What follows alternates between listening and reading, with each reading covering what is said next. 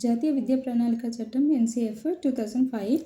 So first introduction 1993లో UGC మాజీ chairman professor Yashpal learning without burden అనే డిక్షనరీ శీర్షికత ఒక రిపోర్ట్ను సమర్పించారు. 2000 సంవత్సరంలో national curriculum for school education రూపొందించబడింది. 2004 జూలైలో నేషనల్ కరికులం ఫ్రేమ్వర్క్ ఏర్పాటు చేయబడింది. 2005 మే 2న national curriculum framework steering committee chairman professor Yashpal తన నివేదికను సమర్పించారు. నేషనల్ కరికులం ఫ్రేమ్వర్క్ రిపోర్ట్ విశ్వకవి రవీంద్రనాథ్ ఠాగూర్ రచించినటువంటి సివిలైజేషన్ అండ్ ప్రోగ్రెస్ అనే గ్రంథంలోని సృజనాత్మకత, శక్తి, సహజమైన ఆనందం బాల్యానికి కీలకం అనే వాక్యంతో ప్రారంభించబడుతూ ఉంటుంది. జాతీయ విద్యా ప్రణాళిక చట్టాన్ని ఎన్సీఆర్టీ రూపొందించింది. ఎన్సీఎఫ్ ఉన్నత ఆదర్శాలు: పాఠశాల వెలుపల జీవితానికి జ్ఞాన రాశిని అన్వయించడం, అభ్యాసంలో ఖండత పెట్టే పద్ధతులను తొలగించడం, పాఠ్యపుస్తక కేంద్రంగా సమగ్ర శిశు అభివృద్ధి, విద్యా ప్రణాళికను సుసంపన్నం చేయడము, తరగతి గది జీవితంలో సమన్వయం చేయబడినటువంటి సరళత గల పరీక్షా విధానాన్ని అనుసరించడము. నెక్స్ట్ బాలబాలికల పర్యావరణ వికాసానికి పాఠ్యపుస్తకాల వలయంలో చిక్కకుండా కృషి సల్పడం. విద్యార్థి అభ్యాసం: విద్యార్థి పుస్తక సంస్కృతి కంఠత విధానానికి దూరంగా ఉండాలి. శిశు కేంద్రీకృత విద్యకు ప్రాధాన్యత ఇవ్వాలి. క్రియాత్మకత కలిగినటువంటి అభ్యాసకుడిగా తీర్చిదిద్దాలి. భయం, ఒత్తిడి తగ్గించాలి. స్వేచ్ఛాయుత వాతావరణంలో అనియత క్రీడల్లో విద్యార్థులు పాల్గొనాలి. నెక్స్ట్ విద్యార్థులు వివిధ రకాలుగా అభ్యసిస్తూ ఉంటారు. పఠనం, వినడం, లేఖనం. నెక్స్ట్ బోధన.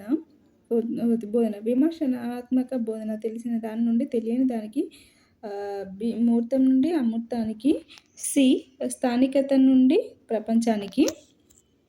బోధన లక్ష్యాలు: జ్ఞాన నిర్మాణానికి బోధన నిర్మాణాత్మకవాదుల దృక్పథంలో అభ్యసనం అనేది ఒక జ్ఞాన నిర్మాణ ప్రక్రియ. అభ్యాసకులు తమదైన జ్ఞాన సంపదను నిర్మించుకుంటూ ఉంటారు. బాలబాలికల స్థానిక జ్ఞానం: బాలబాలికలు తమ జ్ఞాన నిర్మాణానికి, అభ్యాసనాన్ని ప్రారంభించడానికి స్థానిక పరిసరాలపై ఆధారపడతారు.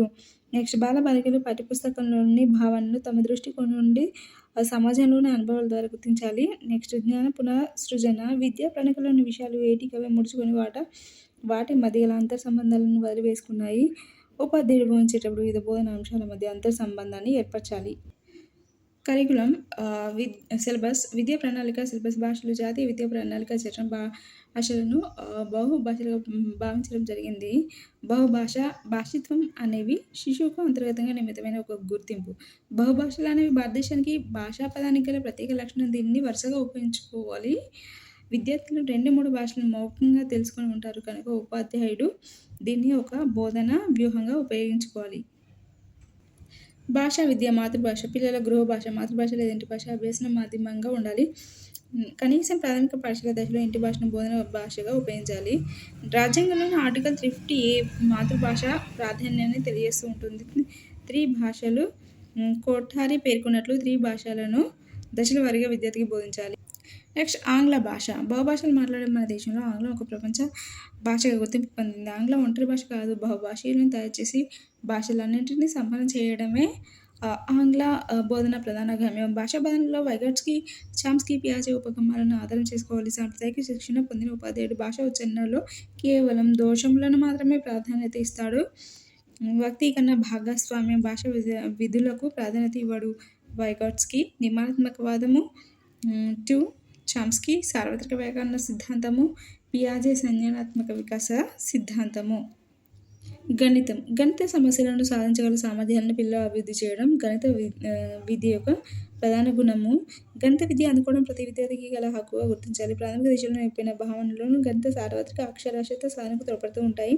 సెకండరీ స్థాయిలో గణితాన్ని విద్యార్థి ఒక ప్రత్యేక కోర్సులో గుర్తిస్తూ ఉంటాడు. హయ్యర్ సెకండరీ స్థాయిలో విద్యార్థులు ప్రశ్నించే తత్వం పెంపొందించాలి. కంప్యూటర్ విజ్ఞానం. కంప్యూటర్ పరిజ్ఞానాన్ని గ్రామీణ పట్టణ ప్రాంత విద్యార్థులకు అందుబాటులోకి తేవాలి. ఎడ్యుకేషనల్ టెక్నాలజీకి, కంప్యూటర్ సైన్స్కి మధ్య ఒక విభజన రేఖ ఉండాలి. నెక్స్ట్ విజ్ఞాన శాస్త్రాలు. ప్రాథమిక దశలో విజ్ఞాన శాస్త్రాలు. ప్రాథమిక దశలో సామాన్య శాస్త్రాలను, సాంఘిక శాస్త్రాలను ఏకం చేసి పరిసరాల అధ్యయనంగా రూపొందించి ఆరోగ్య విద్యను దానిలో అంతర్భాగంగా చేయాలి. భారతదేశంలో విజ్ఞాన శాస్త్ర విద్యకు సంబంధించి 3 క్లిష్టమైన అంశాలు ఉన్నాయి. శాస్త్ర విద్య సమానత్వానికి దూరంగా ఉండడం, శాస్త్ర విద్య సృజనాత్మకతను ప్రోత్సహించడము. నెక్స్ట్ సి వచ్చేసి సైన్స్ సంబంధించి పరీక్షా వ్యవస్థకు ప్రాధాన్యత ఇవ్వకపోవడము. నెక్స్ట్ విద్యార్థులు స్వ అనుభవం నుండి శాస్త్ర నియమాలు, సూత్రాలు, సిద్ధాంతాలు అభ్యసించాలి. హైయర్ సెకండరీ దశలో విజ్ఞాన శాస్త్రంలోని అంశాలను వేరు కోర్సులుగా పరిచయం చేయాలి. శాస్త్ర విధుల బట్టి విధానాన్ని నిరుత్సాహపరచాలి. అన్వేషణ నైపుణ్యాన్ని పెంపొందించాలి. సాంకేతిక పరిజ్ఞానాన్ని విజ్ఞాన శాస్త్ర బోధనలో ఒక సాధనంగా వాడుకోవాలి. సాంఘిక శాస్త్రం సామాజిక శాస్త్రాలు నిరూపకమైన బోధన అంశాలని కొందరు భావిస్తూ ఉంటారు. వీటిని ప్రకృతి శాస్త్రాలకు ఇచ్చిన ప్రాధాన్యత ఇవ్వరు. అయితే పరస్పర ఆధారిత ప్రపంచంలో విద్యార్థులు మనగలగడానికి జీవించడానికి దోహదపడుతూ ఉంటాయి. సాంఘిక శాస్త్రాన్ని జాతీయ దృక్పథంతో బోధించాలి. జాతీయ దృక్పథంతో బోధించాలి. బి చరిత్ర ఇతర విషయాలతో సంబంధం ఏర్పరచుకొని బోధించాలి. నెక్స్ట్ పౌరశాస్త్రం అనే భావనకి బదులు రాజనీతి శాస్త్రం అనే భావనను ఉపయోగించాలి. ప్రాథమిక ఉన్నత దశలో భారతదేశంలో ప్రపంచంలో జరిగే ముఖ్య సంఘటనలు చరిత్రలు చేర్చాలి. సెకండరీ దశలో భూగోళ శాస్త్రం, చరిత్ర, అర్థశాస్త్రం, రాజనీతి శాస్త్రం సమకాలీన అంశాలను బోధించాలి. నెక్స్ట్ హైయర్ సెకండరీ స్థాయిలో సామాజిక శాస్త్రాలను, మానసిక శాస్త్రాన్ని కూడా, సైకాలజీని కూడా చేర్చవచ్చు. కళా విద్య వైవిధ్య భరితమైన జానపద శాస్త్రీయ సంగీత నృత్య రూపాలు, రంగస్థలం, తోలుబొమ్మలు, మట్టి బొమ్మలు, దృశ్యకాలు, చేతి పనులు ఏదో ఒక కళను నేర్చుకోవడం ద్వారా జీవితం సుసంపన్నం చేయవచ్చును. ఆరోగ్య వ్యాయామ విద్య యోగాను విద్యా ప్రణాళికలో చేర్చాలి. మాదక ద్రవ్యాల దుర్వినియోగం, హెచ్ఐవి ఎయిడ్స్ నుండి కామర్లను దూరం చేయాలి. శాంతి విద్య 5+ వయసులో మెలకువగా ఉండాలి. 10+ వయసు నెక్స్ట్ 7+ వయసులో అనుభూతులు పంచుకోవాలి. 10+ వయసులో అన్యాయాన్ని న్యాయంతో అధిగమించాలి. 12+ వయసులో శాంతిని ప్రతిపాదించాలి. పాఠశాల పనిదినాలు, బోధన గంటలు. పాఠశాల పనిదినాలు 200 రోజులు. ప్రతినిత్యం పాఠశాల 6 గంటలు పనిచేయాలి. పూర్వ ప్రాథమిక విద్య ఎల్కేజీ, యూకేజీ, అంగన్వాడీ 3 గంటలు పని గంటలు రోజుకి. నెక్స్ట్ ఇంటి పని కూడా అధ్యయనం సమయం కిందికి వస్తూ ఉంటుంది. ఇంటి పని. నెక్స్ట్ పాఠశాల దశలు సమయం 2వ తరగతి వరకు ఇంటి పని ఇవ్వరాదు. నెక్స్ట్ 3 నుంచి 5వ తరగతి వరకు 2 గంటల ఇంటి పనిని వారానికి ఒకసారి ఇవ్వవచ్చు. నెక్స్ట్ 6, 7, 8 తరగతులకు ప్రతిరోజు 1 గంట ఇంటి పని ఇవ్వవచ్చు. నెక్స్ట్ వారంలో 5 నుంచి 6 గంటలు ఇంటి పని ఇవ్వవచ్చు. వారంలో 5 నుండి 6 గంటలు ఇంటి పని ఇవ్వవచ్చును. నెక్స్ట్ 9, 10 తరగతులు లోయర్ సెకండరీ ప్రతిరోజు 2 గంటలు ఇంటి పని ఇవ్వచ్చు. వారంలో 10 నుంచి 12 గంటలు. 11, 12 తరగతులు హైయర్ సెకండరీ లోయర్ సెకండరీ ఇది హైయర్ సెకండరీ వారంలో 10 నుంచి 12 గంటలు ఇవ్వవచ్చు. ప్రతిరోజు 2 గంటలు. పీరియడ్ బోధన సమయం 45 minutes. ప్రతి ఉపాధ్యాయుడు కార్యక్రమాల సమీక్షకు, తర్వాత రోజు నోట్స్ రాసుకోవడానికి, ఇంటి పని సరి చూడడానికి 45 నిమిషాలు ప్రతిరోజు కేటాయించాలి. అభ్యసన ఫలితాలను పరిశీలించడానికి వారానికి 3 గంటలు కేటాయించాలి. ఉపాధ్యాయ విద్య 1986 జాతీయ విద్యా విధానం ప్రకారం వృత్తిపూర్వక విద్య, వృత్యంతర విద్య విడదీయలేని దాన్ని నిరంతరం కొనసాగాలి. ఇతర ఉపాధ్యాయ కమిషన్ సిఫారసుల సూచన మేరకు బోధన ఒక ప్రవృత్తిగా మార్చుకోవాలి. వృత్తిపూర్వక, వృత్తి నితర ఉపాధ్యాయ శిక్షణలో పని సంస్కృతి ప్రారంభించాలి. చట్టోపాధ్యాయ కమిషన్ ప్రకారం 12 సంవత్సరాల విద్య తర్వాత 5 సంవత్సరాల ఉపాధ్యాయ విద్య డిగ్రీ స్థాయిలో ఉండాలి.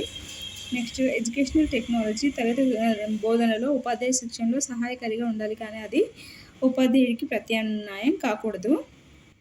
పరీక్షలు, మూల్యాంకనం విషయాన్ని ఆధారం చేసుకొని పరీక్షించే మూల్యాంకనం నుండి సమస్య పరిష్కార శక్తి సామర్థ్యాధారిత పరీక్షా విధానానికి మారవలసి ఉంటుంది. ఓపెన్ బుక్ ఎగ్జామినేషన్ నిర్వహించాలి. సమయ పరిమితి లేని పరీక్షలను ప్రయోగాత్మకంగా దేశవ్యాప్తంగా పరిచయం చేయాలి.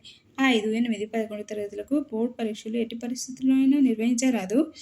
దీర్ఘకాలిక పరిష్కారంగా 7వ తరగతి, 10వ తరగతి పరీక్షను ఐచ్ఛికం చేయడాన్ని పరిశీలించాలి. తద్వారా అవే పాఠశాలలోని అంతర్గత పరీక్షలకు ఇంటర్నల్ ఎగ్జామ్స్కి అనుమతించవచ్చు. పాఠశాల విద్యా సంవత్సరం చివరిగా నిర్వహిస్తున్న బోర్డు పరీక్షలను పోటీ పరీక్షల నుండి విడదీయాలి. పరీక్షలను సమన్వయం చేయడానికి నోడల్ ఏజెన్సీ ఏర్పాటు చేయాలి. పరీక్షలను సమన్వయం చేయడానికి నోడల్ ఏజెన్సీని ఏర్పాటు చేయాలి. దీర్ఘకాల పరీక్షల నుండి స్వల్పకాల పరీక్షల వైపు మొగ్గు చూపాలి. ప్రశ్నపత్రంలో 25 నుండి 10 వరకు లక్ష్యాత్మక ప్రశ్నలు రూపొందించవచ్చు. ప్రశ్నపత్రంలో 25 నుండి 40 వరకు లక్ష్యాత్మక ప్రశ్నలను రూపొందించవచ్చు. విద్యార్థుల పాఠశాలలోనే పరీక్షలు నిర్వహించాలి. ఏ పరిస్థితుల్లోనైనా పరీక్షలు వాయిదా వేయరాదు. విద్యార్థులు 3 గంటల కాలంలోపు బోర్డు పరీక్షల నిబంధనల మేరకు కోర్సు పూర్తి చేయడానికి అనుమతించాలి. ఉత్తర్వులు అనుత్తీర్ణులు పాస్ ఫెయిల్ అనే భాషను ఉపయోగించాలి.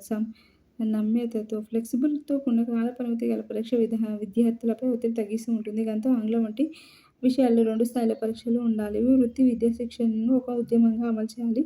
ఎన్‌సీఎఫ్ సేకరించిన అభిప్రాయాల్లో ముంబైకి చెందిన ఉపాధ్యాయురాలు మరియు విద్యార్థి తల్లి అయిన నీతా మెహ్తా అభిప్రాయం ప్రకారం భారతదేశ విద్యా వ్యవస్థ చదవడం, రాయడం నేర్చుకున్న మూర్ఖుడిని తయారు చేస్తుంది.